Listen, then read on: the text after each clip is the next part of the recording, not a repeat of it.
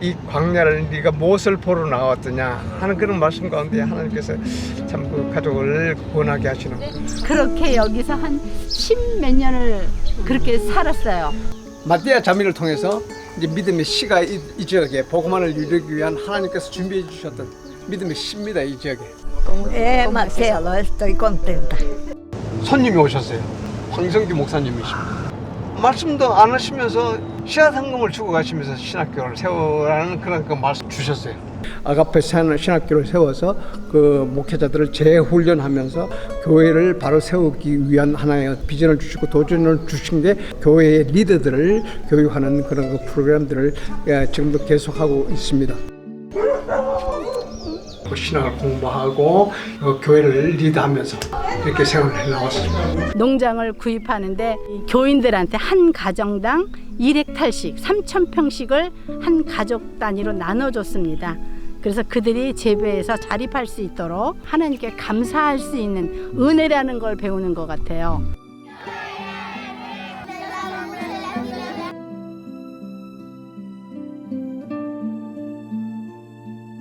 안녕하세요. 이 지역 복음화를 이루어가는 그 전진 기지로서 하나님께서 그 길을 열어 주실 것이고 또 이렇게 비전을 주셨는데 하나님께서 역사하실 줄을 믿고 지금 이렇게 감사하는 마음으로 준비 중에 있습니다. 위에서 기도해 주시면 감사하겠습니다. 새로운 선교 후원의 패러다임으로 1:1 동역 선교에 관하여 들어보신 적이 있습니까?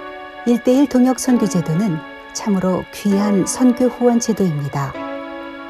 이것을 개인적으로나 가정적으로나 혹은 교회에서 받아들이기만 하면 놀라운 일이 생깁니다. 지난 2019년에 목회자들과 선교사들을 대상으로 표본 조사를 한 바 있었는데 그 중에 절대 다수인 84%가 일선 병사의 식량과 탄환과 군수물자가 부족하다고 답변했습니다. 이는 보통 심각한 문제가 아닙니다. 이것은 반드시 해결되어야 할 문제입니다. 부족함에서 풍족함으로 전환이 되어야만 영적 전쟁에서 승리할 수 있기 때문입니다. 이 문제를 즉각 해결할 수 있는 신비로운 제도가 있습니다. 그것은 바로 1:1 동역 선교 후원 시스템입니다. 안녕하세요. 오늘은 1:1 동역 선교 지원 전략에 관한 9번째 특강의 시간입니다. 슬라이드를 한번 봐주십시오. 1987년 교회 개척 후에 8년 만인 1994년에 100명의 선교사 후원 목표를 달성했습니다. 할렐루야. 이것은 참으로 기적과 같은 일이었습니다. 7사람으로 시작된 교회가 8년 후에 250명 교회로 늘어나는 것도 기적이었지만 적은 수요로 100명 선교사를 후원할 수 있었던 것은 더더욱 놀라운 일이었습니다. 이는 오직 하나님의 은혜요 기적적인 도우심이었습니다. 그런데 문제는 이처럼 놀랍고 풍성한 열매임에도 불구하고 감사와 감격이 심히 부족했습니다. 다시 말하면 신바람이 나질 않고 무덤덤한 기분이었다고나 할까요? 왜 그랬을까요? 왜 힘겨운 전진을 하고 있었을까요? 오늘은 이 점에 대해서 친솔하게 분석하고 평가하고자 합니다. 목회 15년간의 선교에서 크게 잘못된 사례 몇 가지를 지적하면 답이 될 것 같습니다. 첫째로 선교 후원 목표량을 상향 조정을 하지를 못했습니다. 예를 들면 100명을 후원 목표를 달성했으면 당연히 200명으로 후원 목표를 늘려주어야만 마땅하지요. 그래야 하겠죠? 그런데 그러지를 못했습니다. 거기에서 스탑했습니다. 그랬더니 이제부터 매년 감소 추세로 나타나기 시작해요.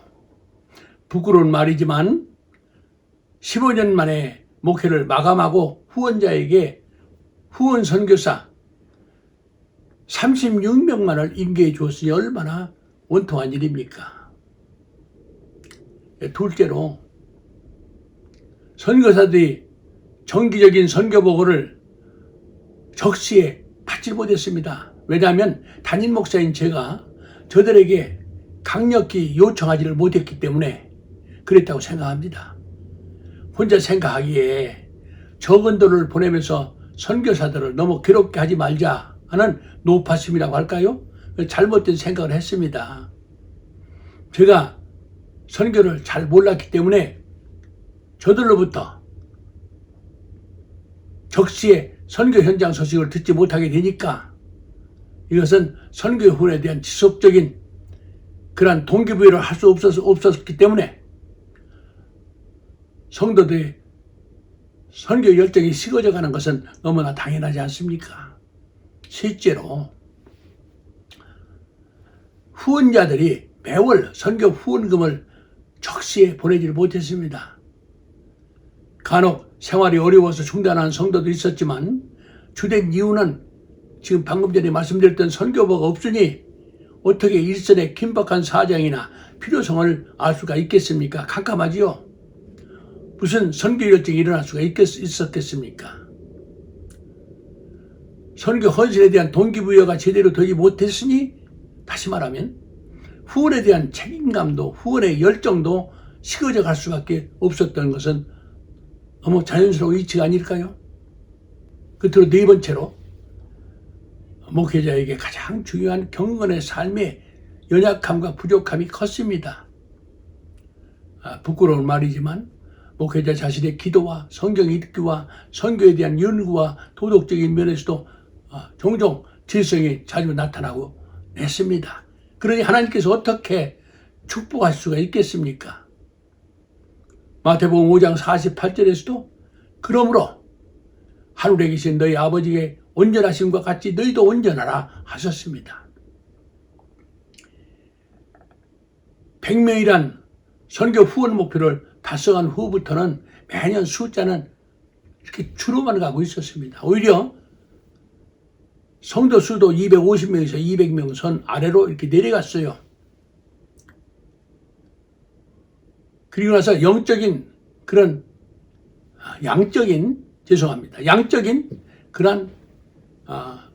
교회 성장에만 아주 매달리고 있었으니 얼마나 어리석었는지요.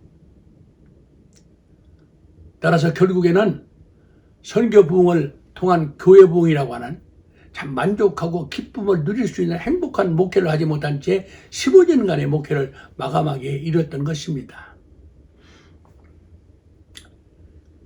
저는 이 시간 사도 바울의 고백을 내 마음의 결단으로 그렇게 삼길 원합니다. 나의 달려갈 길과 주 예수께 받은 사명, 곧 하나님의 은혜의 복음 증거하는 일을 마치려 하면은 나의 생명조차 조금도 귀한 것으로 여기지 아니하노라. 아멘. 사도행전 20장 24절의 말씀입니다. 오늘은 여기에서 마치고 다음 시간에 뵙도록 하겠습니다. 안녕히 계십시오. 그리고 한 가지 부탁이 있습니다. 좋아요 그리고 구독 눌러주시고 또 여러분들 허락하시면 특별 한 달에 $10 헌금해 주시면 고맙겠습니다.